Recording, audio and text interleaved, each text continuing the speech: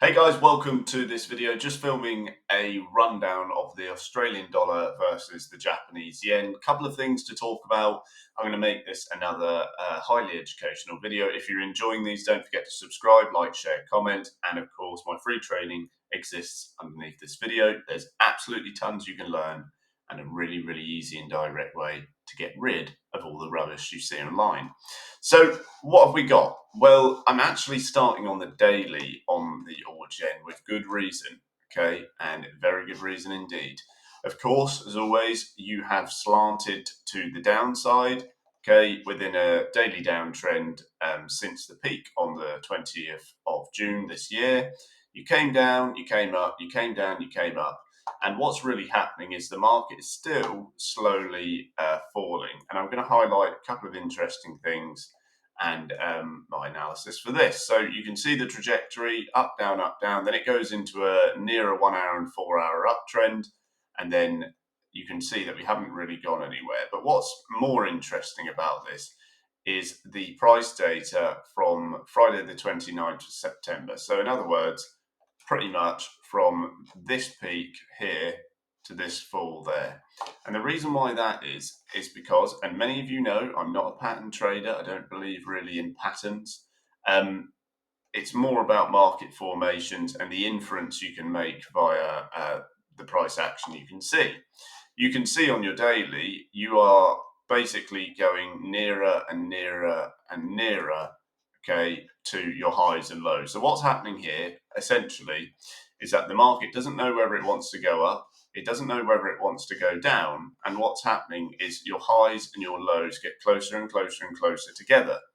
And that's really interesting as a means of judging the next move. And I'll tell you why. It's not the standard reason which you would see anywhere else.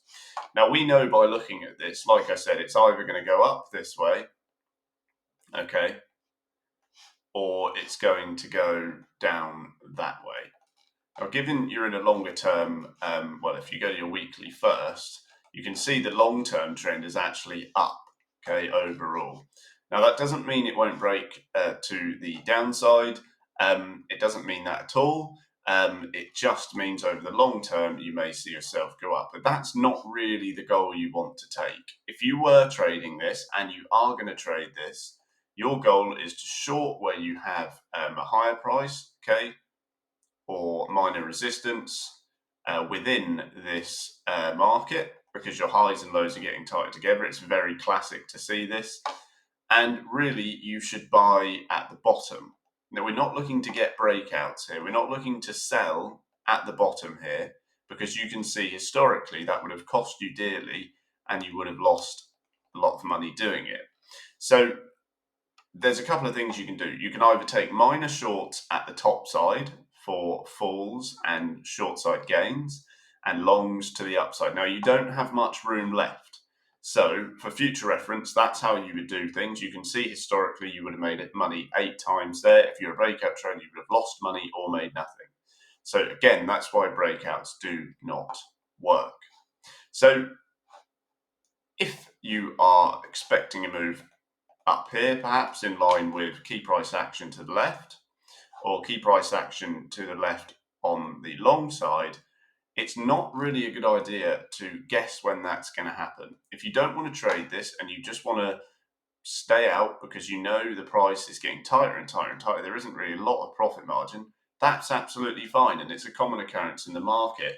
What I would do in that instance is I would wait until you get either this position for a short or this position for a long, because that way you're out of the market and you're not really going to run into any impending risk that way in as large a way you would here. Because if you buy here, the distance to the nearest resistance, okay, the top of this downtrend line and this uptrend line is really close now. So there's a really small area to make money if you short there or if you buy there, okay? So that's why it's better to just not trade it at all. I fully expect once you come out of here, you are going to get to one of these levels, and that is based on higher time frames and key price action, which you can see to the left over here, like this. Okay, that's all rejection. and you can see some of it to the right as well. Okay, along here you've got this candle wick there and this over here. So what was formerly support now becomes resistance, as you know, and that is where you would look to short again. So instead of referring to this, you're more referring to the stronger long-term short side market. Okay, so I'm going to remove everything on here just for now and just swap up to the weekly to give you a longer term trajectory.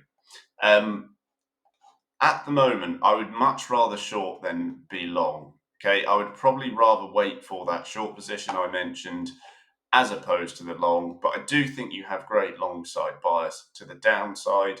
And of course, it would come within your key moving averages, which you can see creeping up. And on top of that, it's a very long term, probably more visible on your monthly uptrend since 2020. It's gone on for 3 and a bit years. 3 years, 7 months. So that's a long while. I think if you do come up here, I think ultimately this high is going to break just because of the strength, which you can see it persisting. You have had Bank of Japan news and Australian news as well. RBA's Governor Bullock's speech on monetary policy has just arrived. And you've had a few words from the Bank of Japan and their plans to cut foreign debt and increase Japan bond holdings. So you're seeing a bit of mizzing around in regards to both the Australian dollar and the Bank of Japan with the Japanese yen. Now, it's really important to track that and understand that because that essentially is what is going to rule the currency market. Changes in monetary policy effects in any economy is going to change the validity of the market. It's going to change where the market's positioned and, of course, where it goes in the future, whether this uptrend continues, which you've seen, okay, or this longer term downtrend, which is more visible on a chart like this, occurs more. And in fact, you can see really it's actually a sideways market like this. So anything to the upside completely wouldn't shock me at all if it continues like this. It's gone on since 1992. If you traded it as such, you would have got results. But the reason why I said about shorting it higher, and I think you're going to break the high, is because you're not quite at the top here. And if you look at this monthly candle, or this 12 monthly candle that's arriving, it's very immediate to the upside with minor rejection. This one has a lot more rejection, but then the market is surging straight back up. In any case, to the upside, I would look short. To the downside, I would look long, and that will allow you to trade the long-term market within the current market sentiment that is arriving. Just keep an eye on it. Thanks for watching, guys. Don't forget to subscribe, like, share, comment, and of course, my free training is under the video. See you there.